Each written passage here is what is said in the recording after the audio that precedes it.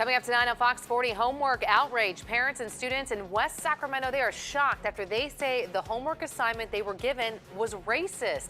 How the school district is responding. He was shot 5 times during Luis Bracamonte's multi-county rampage tonight. The surviving victim speaks exclusively to Fox 40, what he's now saying after Bracamontes was found guilty. And spillway emergency 1 year later. It forced the evacuation of thousands of people. Tonight, the progress on the Oroville Dam spillway and how lawmakers are trying to prevent something like this from happening again. We begin tonight with breaking news. A 19-year-old woman from Tracy stabbed and dumped on the side of the road. She was found crawling along an East Bay road earlier this morning. The woman had crawled the length of, get this, a football field before she was found. Let's take a closer look. This is the area where the body was found, Tesla Road and Livermore. A driver who was passing saw her, called for help. The victim was taken to a hospital where she later died. But before she took her last breath, she told investigators who stabbed her. Yeah, those suspects, they were arrested in Modesto. That's where we find Fox 40's Kay Racine. Kay, what is the latest? Well, investigators just wrapped up. Here we saw them take boxes and bags of evidence from this home behind me. We also spoke to neighbors who had no idea what had happened and that their neighbors are accused of killing a woman this morning. Yellow crime tape from the County Sheriff's Office surrounds this home on Nadine Avenue in Modesto. Neighbors are confused, shocked, and scared. We spoke to this woman in Spanish. She asked us to hide her face. She says she saw 20 officers storm into this home. She was told to stay away, so she and her grandkids hid with a neighbor while deputies made their arrest. The neighbor says she saw a woman still in pajamas being taken away by sheriff's deputies in handcuffs from this home. Investigators with the Alameda County Sheriff's Department say a 19-year-old woman and a 19-year-old man are suspected of killing another 19-year-old woman. A driver found the victim Monday morning on Tesla Road in Livermore near the Carnegie State Vehicular Recreation Area. They say the victim was able to identify her attackers before she died. The neighbor we spoke to says she's never had any issues with the suspects. She's just in disbelief that they're being accused of doing something so vicious. We also asked investigators for the booking photos of the suspects as well as their identification. They said they would get that to us by tomorrow. Live in Modesto, Kay Racine, Fox 40 News. Okay, thanks so much. Now to some more breaking news. A shooting in Woodland. This all happened on East Main Street earlier this afternoon. Police are still investigating the shooting that's near the Ross. Fox 40's Sinceri Tonsel joining us live from the scene. Sinceri, what else are you learning at this hour? Well, just a frightening scene here at this busy shopping center. A gunman targeting the car that you can see here behind me and the man who was inside. Now, officers have been looking for evidence in this Ross parking lot since about 3:15 this afternoon. That's when officers say someone fired into this silver Kia 3 times, injuring an 18-year-old man in the process. James Leary was visiting his friend when the shooting started and ran to help the driver and says he saw how close he came to losing his life. Basically on the driver's side, if you were to look at it, there's a bullet that impacted right here. If it had been an inch to the left, I swear it would have went right in the back of his head from where he was sitting. Now, according to Leary, the victim did not have a gunshot wound but had been hit with shattering glass. Police will only say he's being treated at the hospital for non-life-threatening injuries. They also tell us that they are poring over surveillance cameras from this parking lot, from the stores here, to try and identify any suspects in this case. They have not released any details about that at this time. Reporting live in Woodland, Sinceri Tonsel, Fox 40 News. Sinceri, thank you. Now to West Sacramento, where parents are outraged after some students brought back a homework assignment they call racist. Now the school district is apologizing. Fox 40's Eric Rucker joining us now live in West Sacramento. And Eric, we know the homework assignment was for 3rd graders. What else do we know?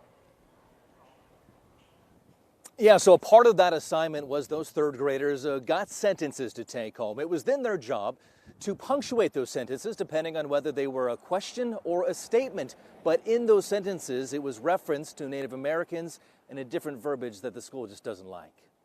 The Washington Unified School District in West Sacramento is apologizing to parents today. In a homework assignment last week, a 3rd grade teacher at Stonegate Elementary referred to Native Americans as, quote, the red man, a racial slur that upset parents. The school district superintendent tells Fox 40 the assignment and derogatory term are not part of the school's curriculum. Superintendent Lucy C. Luna added, Washington Unified does not condone any kind of assignment that demonstrates stereotyping and devaluing any race and ethnicity of people. This assignment does not represent our district's recent adoption of our school district being a safe haven for all of our children. I myself am a woman of color and am embarrassed that this assignment would even exist in my school district. Parents we spoke to off camera say they really like the school, and students said the same thing. Everybody here is like really nice. They're like pretty nice and stuff. There's been nothing like no one getting in trouble or anything like that. In that statement you heard from the superintendent, that was specifically for us in the media. As far as the parents here, the principal at this particular school, we're being told by the district, will issue his own letter of apology to parents. Nikki? Aside from the letter that was sent home to parents, is the school doing anything else to reach out? Yeah, so according to the school district, the spokesperson who we talked to this afternoon, they said if there's any parents who would like to discuss this matter further with the school and the principal, that they'll be able to meet with them one-on-one. We're live in West Sacramento. I'm Eric Rucker, Fox 40 News. Eric, thanks so much. Meanwhile, another local school under fire over a science fair project some people are calling racially insensitive. The project, presented by a McClatchy High School student, questions whether certain races lack the intelligence for challenging coursework. It was on display at the school fair last week, but was removed early due to complaints. The school district is now investigating to ensure proper protocol was followed. And we're getting our first look at the man deputies believe was responsible for a homicide in Tahoma yesterday. Authorities say James Virgo drove off when a deputy arrived to a home on Timberwold Drive and Alder Street after reports of shots fired. The deputy followed Virgo to Homewood Ski Resort, where he was arrested for murder after a body was found in the home. He came face to face with a killer on a rampage tonight. A man who was shot 5 times during Luis Bracamonte's violent crime spree back in 2014 is now opening up exclusively to us. On Friday, Bracamontes was convicted for killing Deputy Danny Oliver and Detective Michael Davis Jr. again back in 2014. But they weren't his only victims that day. Anthony Holmes was shot as Bracamontes tried to steal his car. More than 3 years later, Holmes is still enduring a difficult physical and emotional recovery. He's following the trial closely, but so far has only showed up once to court. Holmes says he got verbally attacked by Bracamontes while in court. When I seen him, he looking at me, mean mugging, making faces at me, calling me the N-word. So I down there cried. I had to catch myself. You know what I'm saying? Because it's hurt. I'm grown. I'm 41, but I'm still human. So when I walked out, he was like, the N-word. Then he was like, I should have killed you. That was just one of the outbursts by Bracamontes. The sentencing phase of the trial begins September 5th. Tonight at 6 o'clock, the full interview with Holmes, including more on his recovery and what he really thinks about the man who almost killed him. Meanwhile, following the guilty verdict against Bracamontes, Republican lawmakers are now blasting California's sanctuary city policies. Before the cross-county crime spree and shootings, Bracamontes had been deported back to Mexico twice. Despite new amendments, Republicans say the sanctuary state bill threatens the safety of Californians. It is the Bracamontes that we're protecting. It's not the dreamers, it's the Bracamontes. That's what the society must be concerned with, because there are hundreds of him out there. Bracamontes is facing the death penalty in this case, and he will be sentenced in March. It's been 1 year since the disaster at the Oroville Dam, the main spillway's failure forcing hundreds of thousands of people to flee their homes. A hole in the main dam spillway coupled with heavy rainfall sparked fears of uncontrolled flooding. The crisis led to a lengthy investigation into what went wrong and also a look at the strength and structure of dams really across the state. Well, today a group of lawmakers passed landmark legislation aimed at avoiding another such disaster. The bill would bring California's dam safety requirements up to date and ensure inspections look at much more than the surface of the dam. It also calls for inspections to be much more frequent than they currently are. Current statute says dams shall be inspected from time to time. That's exactly what it says. Obviously, that is completely insufficient. The bill would also require the Department of Water Resources to publish the results of all dam inspections. Lawmakers say officials who manage the Oroville Dam have not been transparent about the work done to repair it. Now, if signed by Governor Brown, the bill would take effect immediately. Scary situation in New York. A substance found in a letter opened by President Trump's daughter-in-law is being tested right now. The letter was addressed to Donald Trump Jr. It was delivered to his Manhattan apartment this morning. Now, according to New York police officers, Vanessa Trump opened that letter, found an unknown substance inside it. 3 people were taken to a hospital with minor injuries, but the New York Fire Department did not say exactly who was hurt or exactly what their injuries might have been. President Trump's long-promised plan to improve the nation's aging infrastructure finally unveiled today. He's placing much of the cost on state and local governments. The White House plan comes with a $1.5 trillion price tag. Only $200 billion of that would come from federal funds over the next 10 years. This proposal is part of the president's $4.4 trillion budget deal. We're trying to build roads and bridges and fix bridges that are falling down. The problem the states have and local leaders have with funding the infrastructure is horrendous. Well, some critics in Congress are calling this all a scam, saying it shifts the cost burden onto the states, which will then be passed onto us, the taxpayers.